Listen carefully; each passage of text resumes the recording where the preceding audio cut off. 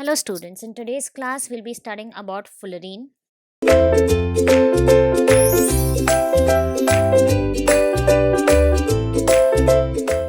As you can see over here, fullerene is an organic compound. Now what exactly is an organic compound? Organic compounds are those which are made of carbon as well as hydrogen. And when carbon and hydrogen attach together, we call them hydrocarbons. Fullerene itself has a very interesting structure and it is made up of hydrocarbons. So all these dots over here are carbons and then they have hydrogens attached to it and they form this particular structure. So if you see over here, this is the structure of fullerene. All the dots over here are nothing but carbon atoms and they are joined to each other with the help of covalent bonds. Now, what exactly is a covalent bond? When you have one particular carbon atom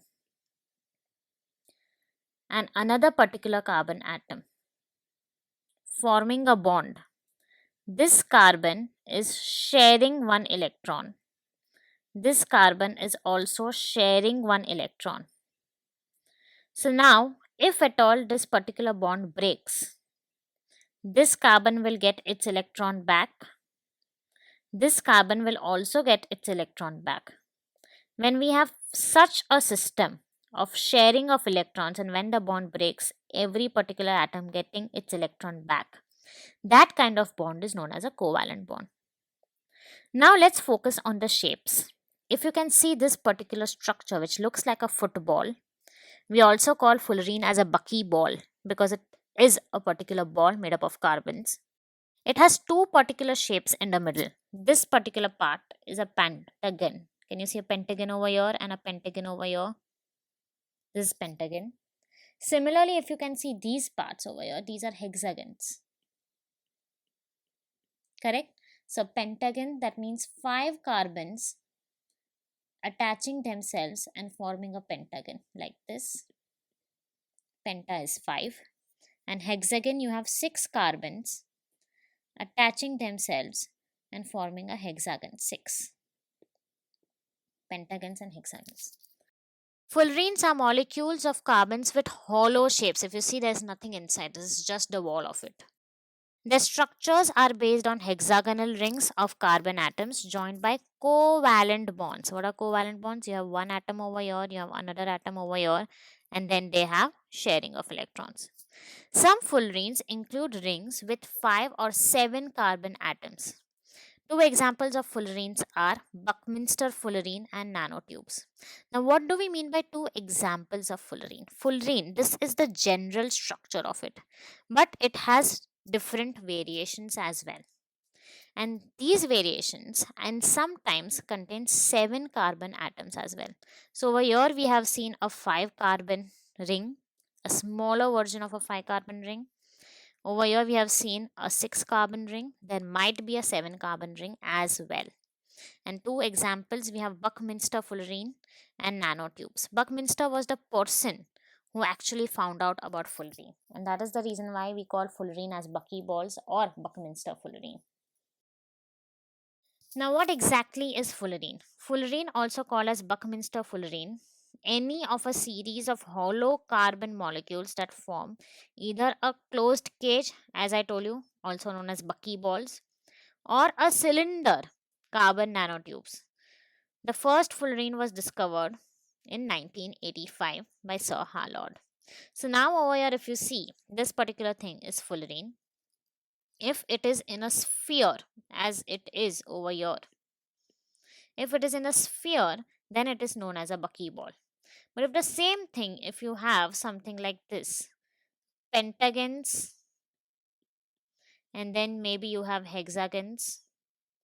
But now if you can see, these are in the form of nothing but a particular cylinder. So this will lead to this particular shape because it is going in the form of a cylinder.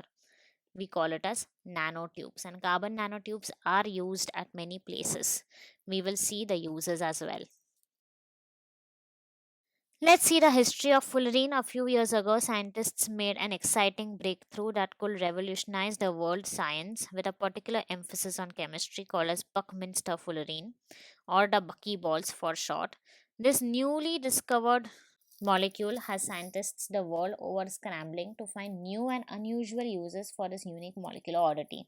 So, first, the scientists found this molecule, and now they will want to know the uses of the same, because if you have found something, it should be useful, right?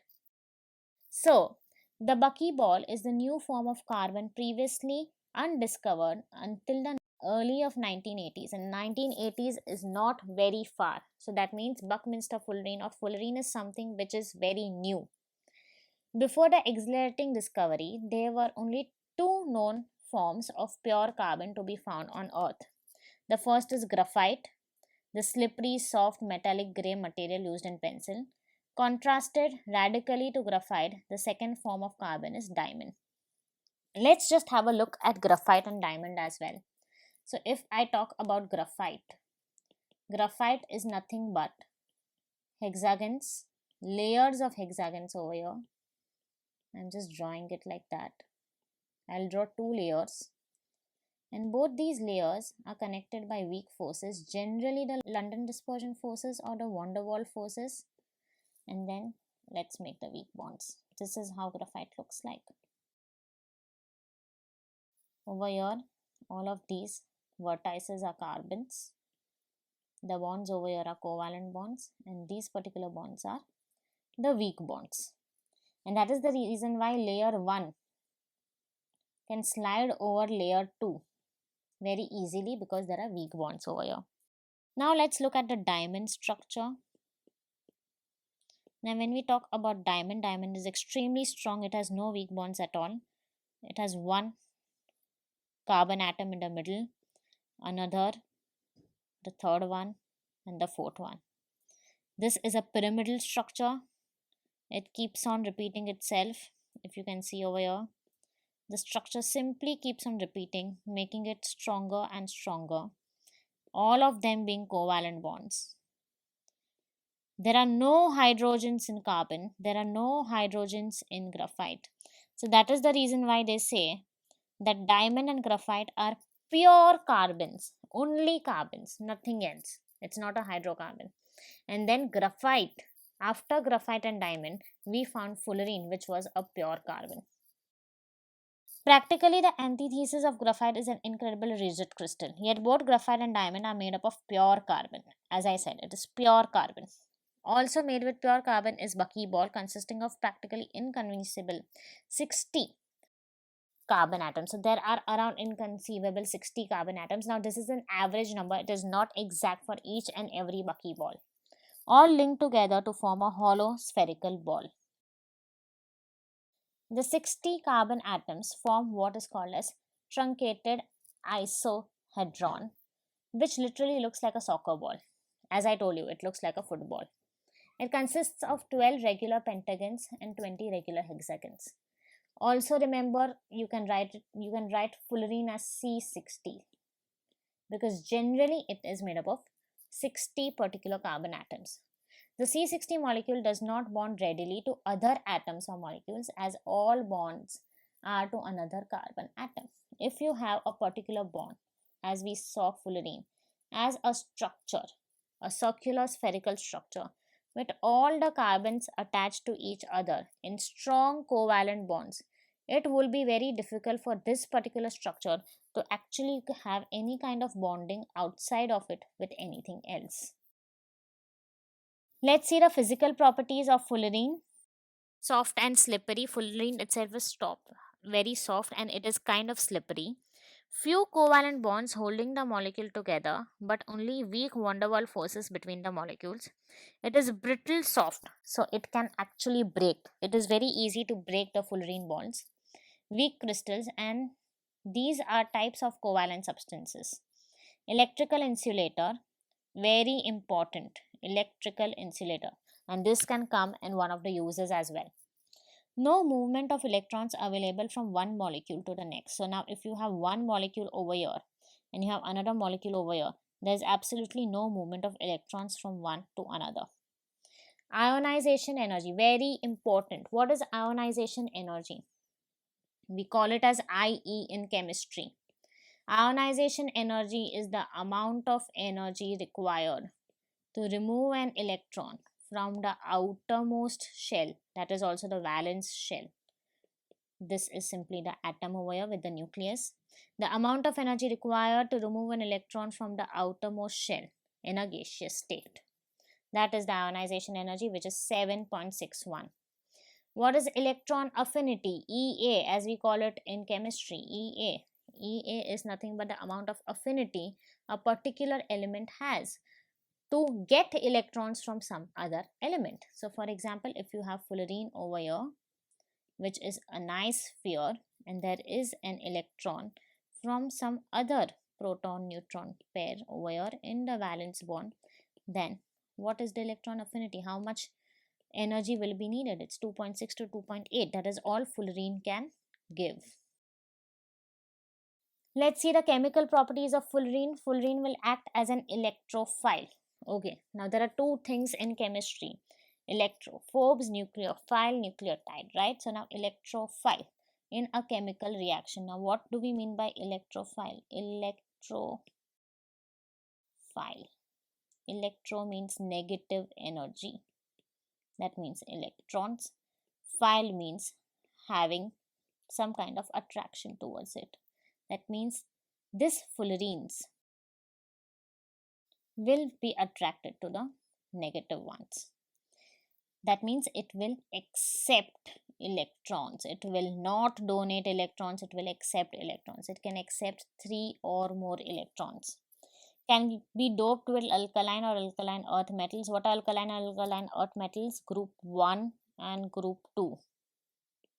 Correct, because all of them want to give away electrons.